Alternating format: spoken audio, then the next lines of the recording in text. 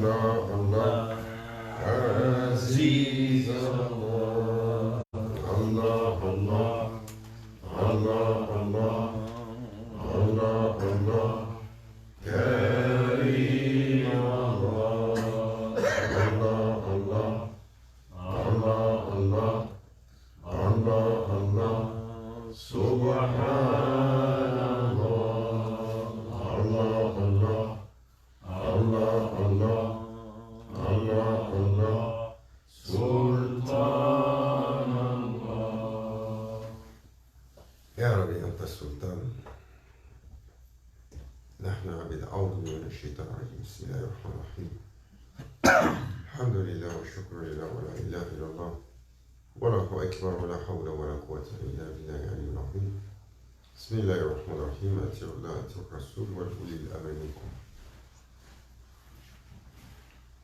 دستور مدد يا سيدي، مدد يا رجال الله، سلطان الأولياء مدد. دستور مدد يا صاحب الإمداد. الكتب والتساري دستور. Louange au Seigneur des mondes, Jalal al-Haq, qui nous a rassemblés. Is there a need for English? Tout le monde est bon en français. On peut faire en anglais.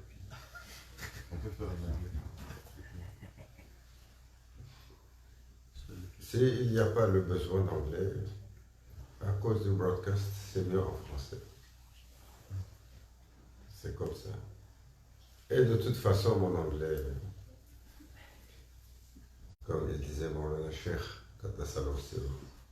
anglais shakespearien. Non.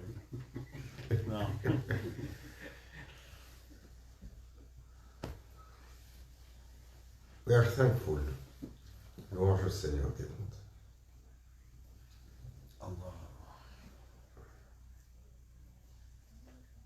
La gratitude est une qualité chez le serviteur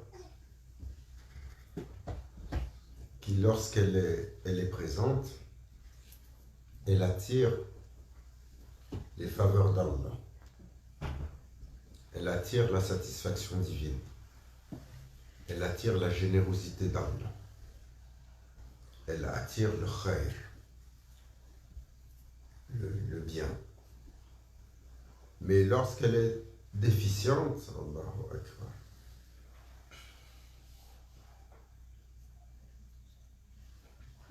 l'ingratitude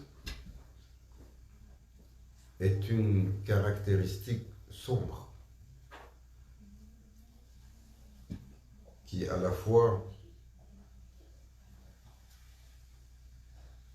a attrait à l'avarice, à la petitesse, à la non-générosité, à l'égocentrisme et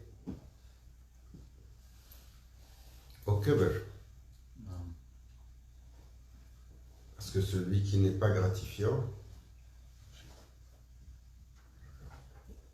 il y a dedans une composante de celui qui ne va pas vers l'autre pour le remercier. Parfois, par une fierté cachée qui fait qu'on estime que c'est même pas nécessaire de remercier. Et Allah Azza wa Jal, il rappelle aux serviteurs: soyez gratifiants et je vous donnerai encore plus. Mais la gratitude, elle ne se manifeste pas simplement à propos d'Allah. Allah Azza wa Jal, sa générosité, elle ne descend pas des cieux. Elle passe à travers tout ce qui nous entoure. Et le prophète sallallahu alayhi wa sallam a dit: celui qui ne remercie pas, il ne remercie pas Allah. Donc celui qui n'est pas gratifiant de ce qui lui a été donné par quelqu'un, que ce soit en temps, que ce soit en service, que ce soit en aide, que ce soit en écoute, que ce soit de quelque façon que ce soit. Cette reconnaissance, d'abord, de ce que les efforts qui sont faits. Et par la suite, cette gratitude. La gratitude, elle implique chez le serviteur qu'il y ait une reconnaissance de ce qui vient de l'autre. Et par la suite, il y a une attitude de retour dans le remerciement, d'une part, et dans le service de retour. Voilà la chair.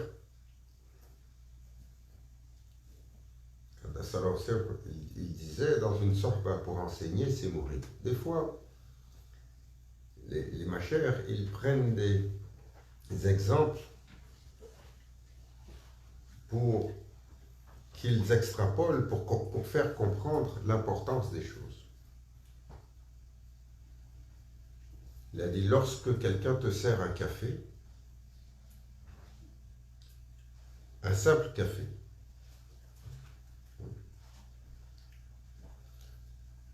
ce geste simple, dans la réalité, il a une répercussion si grande. Pour un simple café, la répercussion est si grande que chez Allah, il y a une dette qui est inscrite pour 40 ans. Pendant 40 ans, vous êtes redevable à celui qui vous a servi un café.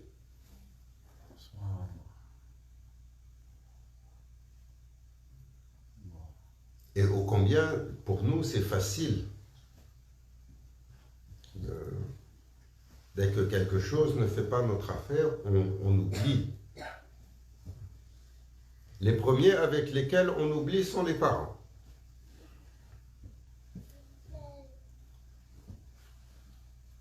Comment ils ont veillé sur nous, comment ils ont été inquiets, comment ils ont œuvré jour et nuit pour s'assurer qu'on fasse le chemin, que rien ne nous affecte, que nous puissions rentrer dans le succès. Dès que l'adolescence arrive et qu'on a droit à crier notre opinion très fort, on commence à... Ouais, ça dépend, il y a des gens qui sont encore sur la bonne tradition. Mais ô combien aujourd'hui, on est dans la génération que le prophète sallallahu alayhi wa sallam a dit, l'un des signes de Akhir al-Zaman, la servante va engendrer la maîtresse. Et dans l'explication donnée, il y a de nombreuses explications. Il va y avoir une génération qui va donner naissance à des maîtres. Donc ceux qui étaient les maîtres avant, les parents, vont donner naissance aux nouveaux maîtres. Les parents étaient l'autorité au-dessus des enfants. Les maîtres des enfants. Ils vont donner naissance à une génération d'enfants qui, eux, vont devenir les maîtres des parents. Et ils vont imposer leurs 4 volontés. Ils n'écouteront plus et ils vont demander aux parents d'écouter. Ils ne donneront plus de leur temps, de leur effort. Ils vont demander aux parents de donner le temps et l'effort. Juste sur une génération.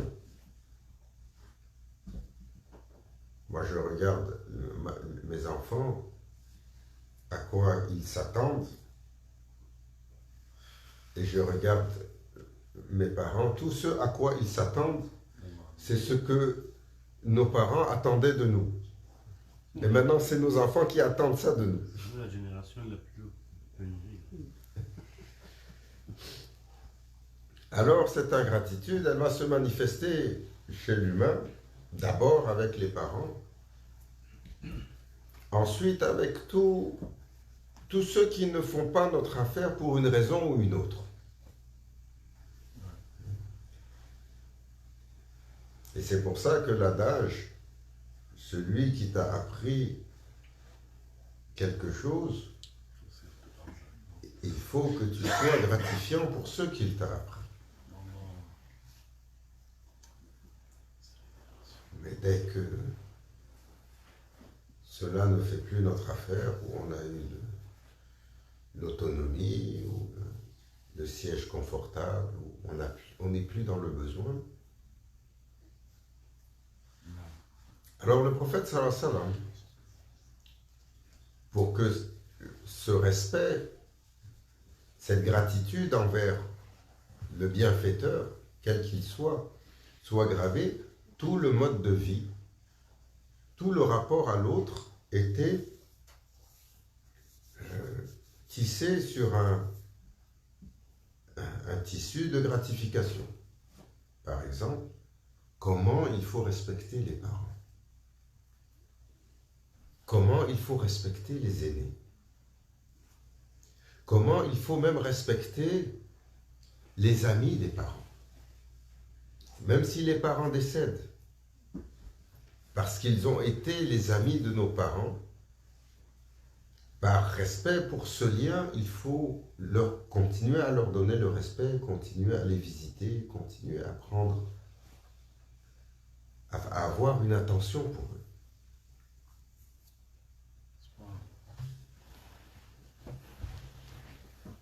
Et cela est une défaillance dans nos habitudes.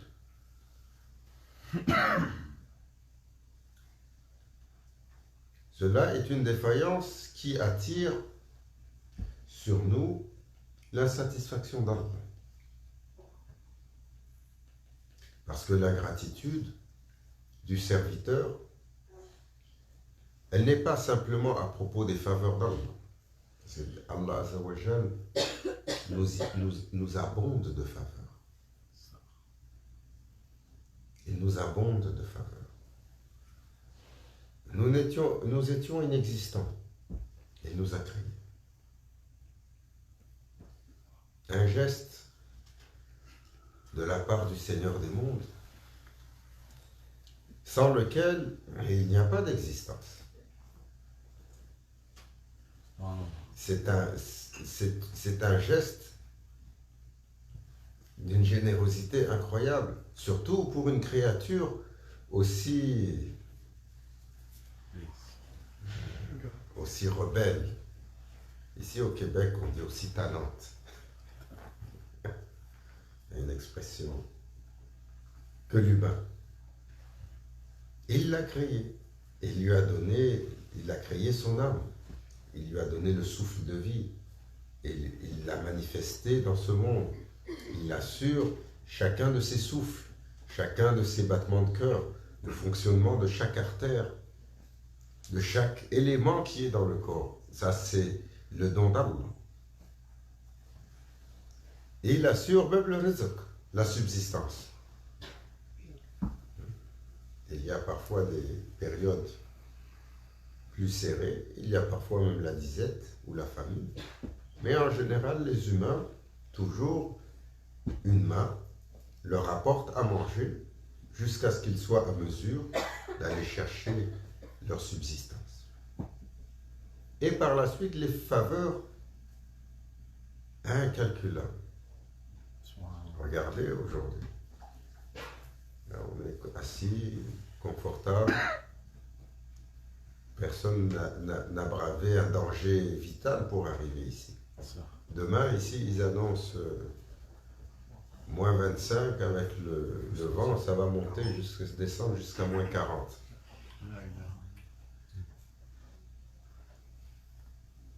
On passe de 0 à moins 40. Parce qu'aujourd'hui, on n'était pas loin de 0. Et dimanche, ça revient à 0.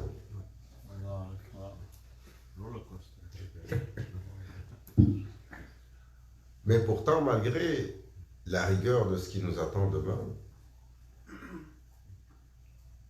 pour nous, il n'y a personne ici qui va dormir dehors. Il n'y a personne qui a la crainte de n'avoir pas le gîte confortable. Nous avons été manifestés dans un temps d'une générosité, d'une abondance, d'un confort exceptionnel. Mais dès que la bouche s'ouvre, c'est pour la complainte de ce que nous n'avons pas. Dès que l'esprit pense, il est toujours en train de regarder ce qui ne va pas. Oui, mais. Dès qu'on lui énonce une faveur, et tout de suite, oui, mais. C'est notre nature. Celui qui n'est pas satisfait d'une poignée, toute la dunya de ce monde ne lui donnera pas de satisfaction. Pourquoi? Parce que Allah Azza wa Jal, il nous a mis au défi de surmonter des caractéristiques. Et l'humain est emprisonné, Awliya, ils disent, dans une prison qui a 4 murs, 4 grands ennemis, qui nous empêchent de se libérer et de s'élever dans notre réalité. Ce qui fait que nous sommes toujours sous la pesanteur de notre nafs. La gravité du nafs, c'est ce qui empêche. Vous avez vu, quand la force est assez élevée pour faire lever une machine dans les airs, surtout lorsque la gravité la retient sur terre. Pour le nafs, pour que nous perdions la gravité de l'ego qui nous retient pour s'élever dans la spiritualité, il faut se libérer d'une prison qui a 4 murs. Shaitan, dunya, nafs, hawa. 3 sont des entités. Shaitan, Sa'idou Billah, le maître, le malin, qu'Allah nous sauvegarde de sa malice, le maître de l'obscurité, le rejeté, qui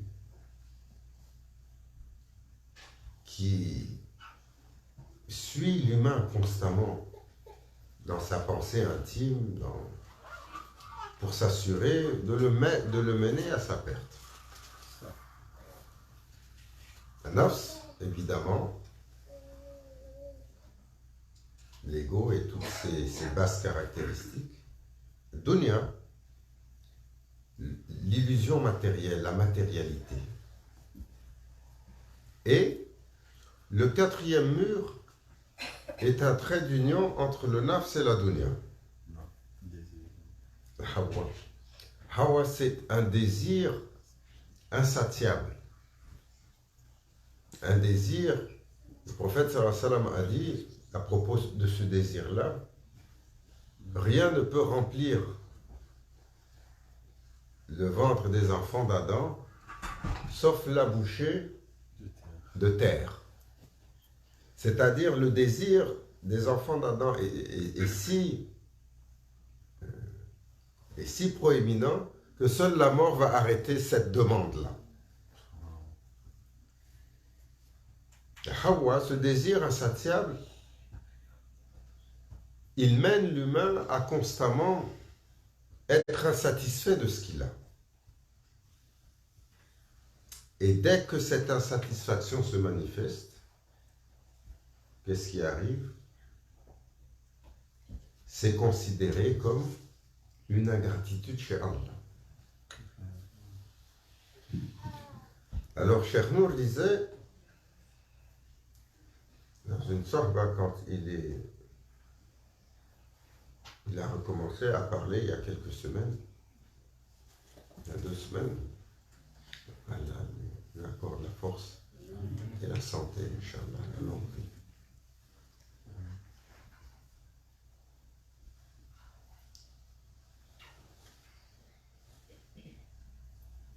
il y a entre le serviteur et son Seigneur deux fonctions de base, deux choses fondamentales qui sont dans ce rapport. Pour que l'humain s'élève dans la présence de son Seigneur, il doit remplir ces deux choses-là. La première d'entre elles, elle est évidente, elle est l'essence de la soumission, la taslim. Elle est l'essence de l'islam. Taslim, c'est une soumission intérieure, une soumission à Allah, une soumission à un Seigneur suprême, et une soumission à ce qu'il a décrit comme autorité, à ce qu'il a décrit comme règle, parce qu'on peut dire « Ya Rabbi, je me soumets », mais en fait, on va à l'encontre de toutes les règles de ses commandements. Alors, la preuve de la soumission est inexistante. Donc la soumission n'est pas simplement un acte de dire « je me soumets », il faut que le comportement aille dans ce que le Seigneur demande. Pour un bien. Cette soumission est pour un bien. Nous comprenons les commandements majeurs et leurs valeurs. Celui qui est soumis à son Seigneur lui décrète: tu ne voleras pas, tu ne mentiras pas, tu ne tricheras pas, tu ne tueras point, tu ne commettras pas l'adultère, tu ne fausseras pas la balance, la mesure, tu ne feras point de faux témoignages, tu honoreras le dépôt de garantie, tu respecteras tes parents, tu honoreras le voisin, tu veilleras sur le démuni, tu donneras assistance aux pauvres, tu feras attention à l'orphelin, tu respecteras l'aîné, tu protégeras le faible. Et ça continue. Cela, nous en comprenons la valeur. Parce que, effectivement, dans le commun, nous voyons que c'est un bienfait systématique et nous voyons également que c'est un standard que les humains ont tous adopté. Mais il y a d'autres règles. Allah Azza wa Jalla dit à son serviteur: Ya Abdi, Salah, assujettis-toi à adorer ton Seigneur 5 fois par jour. Ah, ça fait beaucoup. Le nafs, il commence à respecter. Et celui qui regarde l'islam de l'extérieur, il dit: les 5 fois, ils vont aller prier. Moi, je ne prie pas 5 fois par jour, je vais bien. Ça encore, ça met beaucoup de questionnements. Mais alors, imaginez, quand vient l'autre commandement, Sawm, il faut jeûner. Allahu Akbar. Les gens qui n'ont pas expérimenté le jeûne ou qui ne comprennent comment je vais m'affamer 15 heures, 16 heures, 18 heures par jour, je ne mange pas, je ne bois pas. Juste quand tu l'as mentionné, des fois les gens ils se mettent à paniquer. Tu n'as pas vu ça? Juste, il panique parce que tu lui as dit on va jeûner, 16 heures de temps, on ne mange pas, on ne boit pas. L'instinct de survie. Nafs al-amara bisou, tout de suite il sait. Ça c'est la petite mort pour lui. Il n'a pas besoin de... Il pressent tout de suite que ça c'est un, un remède qui le mène à sa fin. Alors, le taslim, c'est se soumettre à Allah et à ce qu'il a demandé, ce qu'il a interdit, à ses commandes. Mais cette soumission, elle doit être complétée chez le serviteur par autre chose, qui est la satisfaction, pas la satisfaction divine, la satisfaction du serviteur. La satisfaction du serviteur, ô combien elle est difficile. La satisfaction, pourquoi Allah demande au serviteur d'être satisfait? Satisfait de quoi? On dise, on cherche le rida d'Allah, on demande à Allah d'être satisfait du serviteur, ça on comprend. Mais de quoi le serviteur doit être satisfait? Le serviteur doit être satisfait de son scénario, de ce qu'il a. Hein? Pourquoi? Parce que ce qui est ce que Allah a établi. On n'est pas content avec le scénario. On n'est pas content du scénario. Pourquoi moi? Pourquoi moi? Ouais, Dieu. On n'est pas content du scénario. Combien de fois on va se dire pourquoi moi, pourquoi j'ai pas, pourquoi c'est difficile? Hein, pourquoi je ne suis pas né de l'autre côté de la clôture où l'herbe est bien plus verte? Hein, pourquoi je suis né de ce côté-ci de la frontière? Pourquoi je ne suis pas né dans la famille du Raïs? J'aurais aimé avoir ça. On regarde toujours, on est en comparaison, jamais tu trouves la satisfaction chez le serviteur. Il est constamment insatisfait. Alors dans un monde matériel, dans un monde géré par l'économie et ses protagonistes, ou dans un monde d'illusions, tout le monde va dire, mais ça c'est normal. Pourquoi?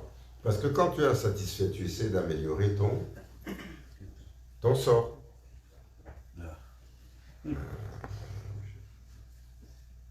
Pourtant, le prophète sallallahu alayhi wa sallam, qu'est-ce qu'il a dit? L'amélioration du sort, de son scénario de vie, pour le croyant, c'est bien, c'est recommandé. Il devrait pour améliorer les choses. Mais avec l'absence de deux choses, sans compétition et avec la satisfaction de ce qui est. Et ces deux choses-là nous font complètement défaut. Nous sommes constamment insatisfaits de ce que nous avons. Tu trouves rarement un serviteur qui regarde ce qu'il a et qui dit Alhamdulillah ya Rabbi shukr. Alhamdulillah shukran lillah ya Rabbi. Alhamdulillah que c'est comme ça. Alhamdulillah que c'est pas comme ça. Et nous sommes constamment, nous n'arrivons pas à nous satisfaire de ce qui est. Compétition. Hein? Et nous sommes constamment en compétition. Cette compétition, chez Allah, elle est inacceptable parce qu'elle est encore une extension de l'insatisfaction et un désir pour ce monde. Alors le prophète sallallahu alayhi wa sallam a recommandé, vous voulez compétitionner, faites-le pour Allah. Dans les œuvres de bien pour votre Seigneur. Compétitionnez dans celui qui prie plus. Compétitionnez dans celui qui se lève plus tôt la nuit. Compétitionnez dans celui qui jeûne plus. On n'est pas pressé de compétitionner là-dedans. Où est-ce qu'on veut compétitionner? Ah, lui, il a eu le poste de directeur. Moi, il faut que j'ai la vice-présidence. Ah, il a eu Toyota. Merci. Ouais, il faut que Tesla. Tesla. Hein? Libre. Lui, il dit Mercedes, lui, il dit Tesla, tu dis mieux. Lui, il a gagné ça. Ah, moi, il faut que je le fasse.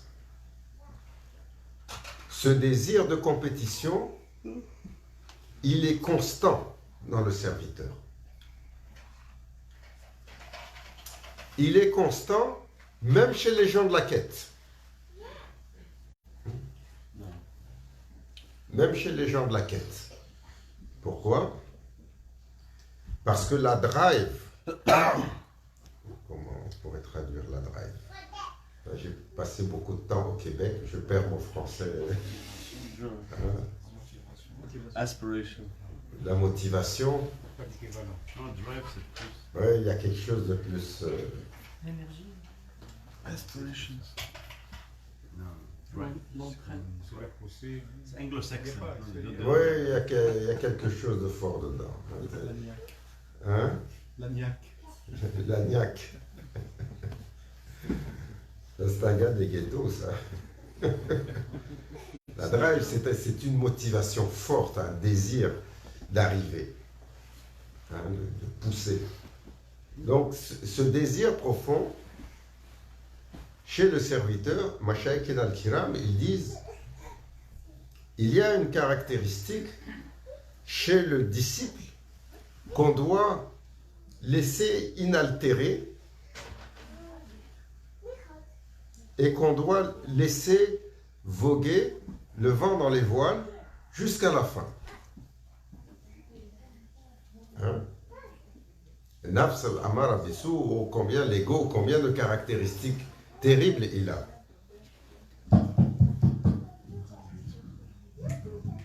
Combien de caractéristiques terribles il a.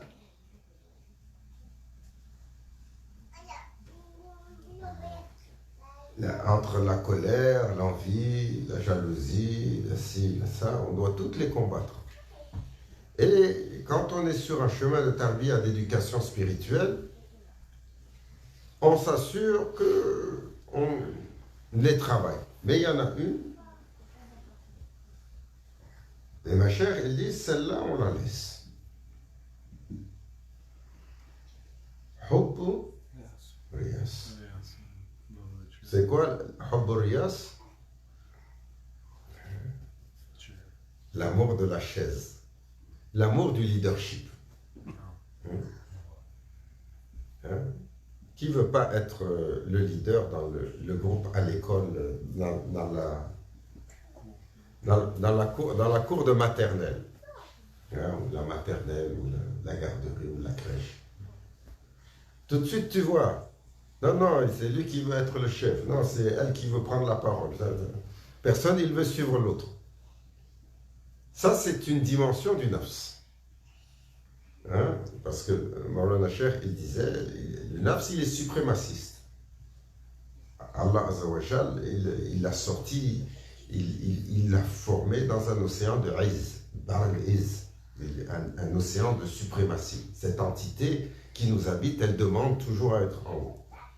Alors, quand on est sur la quête, mes chers, ils disent, cette caractéristique mauvaise, il faut qu'on la garde. Pourquoi? Parce que c'est elle qui assure la drive. C'est elle qui assure qu'il veut la première place. Il veut avancer au-delà des autres. Hein? Comme le Cheikh, et des fois il s'amuse. Hein, il est venu, il a demandé que le Cheikh il prie pour lui. C'était un bédouin des montagnes, la Kurde. Le Cheikh, prie pour moi que j'ai le troupeau abondant. Un bon troupeau. Parce que pour eux, c'était ça la belle richesse. Alors, le Cheikh dit, Ya Rabbi, tu es généreux. Accorde-lui l'abondance dans les bétails, dans la monture. Tu es le généreux, accorde aussi l'abondance pour tous les siens et tous ses voisins. Il a dit non. Non, non, non, cher. Si j'ai demandé ça, c'est pour avoir une place spéciale. Si les autres ont, cette place, elle est plus spéciale.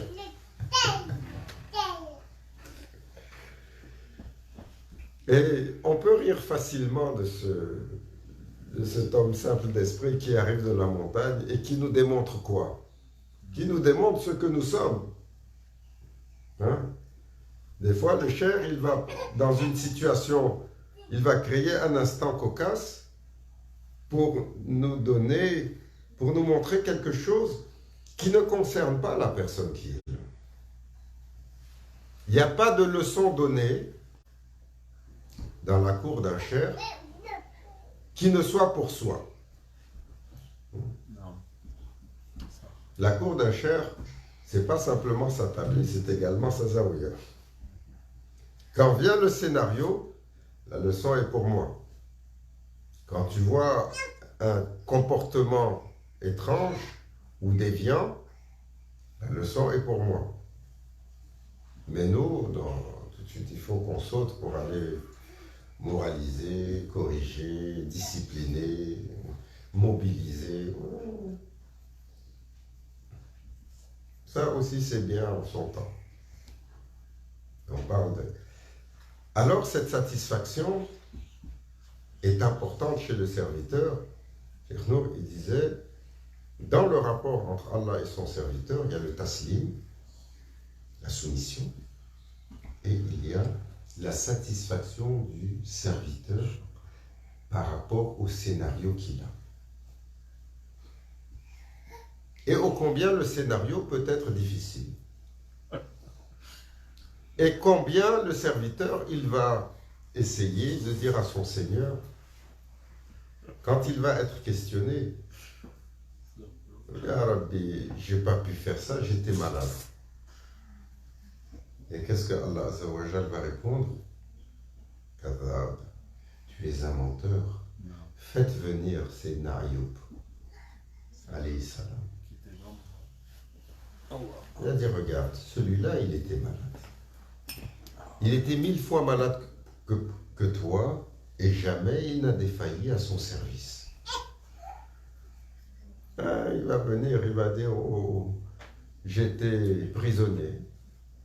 Il a dit, faites venir Sayyidina Yusuf alayhi salam.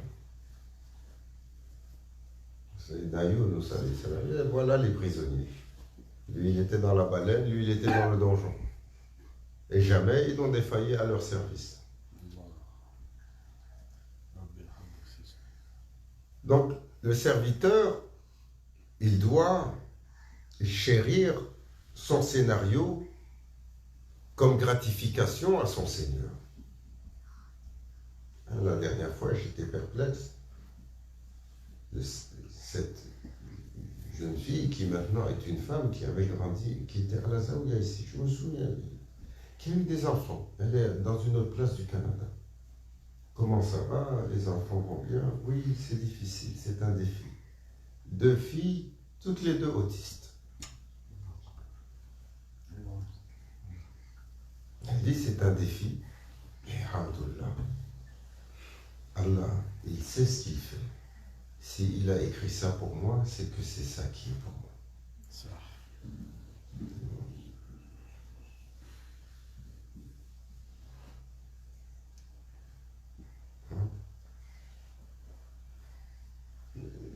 J'ai vu une fois quelqu'un qui est venu apporter son enfant au cher, qui dit pourquoi il est comme ça? Pourquoi Allah il me teste avec ça?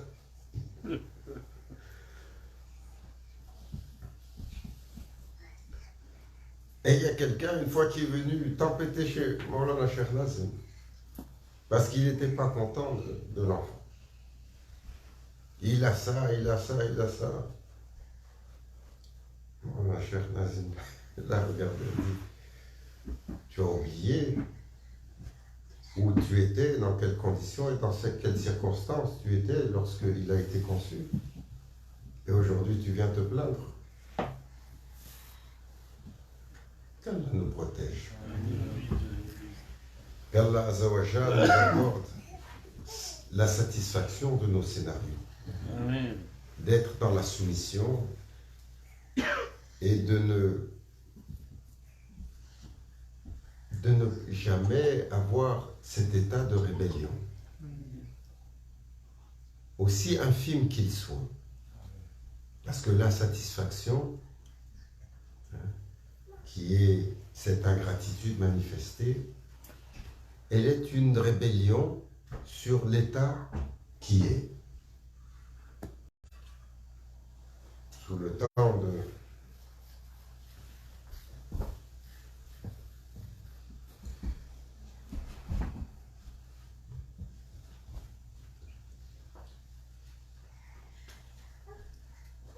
Cheikh Abdallah Dahlaoui,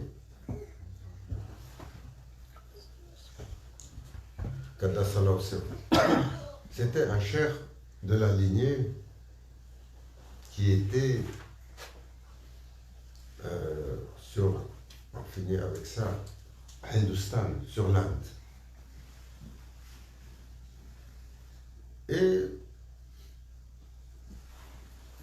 un jour, il a questionné ses étudiants. Il a dit, c'est Khidr, alayhi salam, il a les clés de tout. Il a les clés qui ouvrent le bien, les clés qui ferment le mal. Et si on pouvait vous les donner, qu'est-ce que vous feriez avec? Alors ça a commencé à spéculer. Oh cher, moi je vais ouvrir tout le khair. Comme ça, il n'y a plus de difficultés. L'abondance. Parce que la misère humaine, elle vient parce que les gens sont miséreux, alors ils sont poussés. L'autre, il dit non, oh cher, si j'ai les clés, je ferme toutes les places de dhulm. La taverne, les places de ci, les places de ça. Et après, il a demandé au jeune Cheikh Khalid. Il a dit, et toi? Cheikh Khalid Baghdadi, qui allait devenir son successeur. Il a dit, oh cher, moi je laisserai tous comme c'est. Et les gens sont perplexes.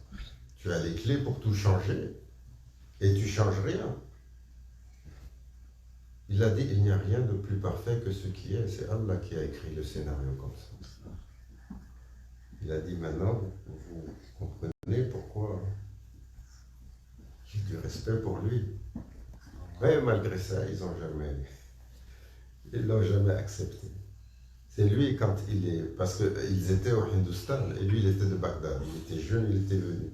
C'est lui, quand Cheikh Abdallah Dahlaoui, il a quitté ce monde dans son testament. Il a dit, quand je suis parti, vous prenez mon turban, vous le jetez. Celui sur la tête de qui ça tombe, c'est lui l'héritier. Ils ont jeté le turban 3 fois, c'est toujours tombé sur la tête de Cheikh Khalid. Malgré ça, ils ne l'ont pas accepté. Et il est parti jusqu'à Damas, où il est enterré, Jabal Kassioun, après avoir absorbé la peste. Qu'Allah Azza wa Jal nous donne la satisfaction et enlève de nous cette ingratitude. Et que nous apprenions à être gratifiants envers Allah et envers tous les scénarios qui procèdent de la générosité d'Allah, même pour celui ou celle qui nous a servi de café une fois. Et la haratina bil Fatiha.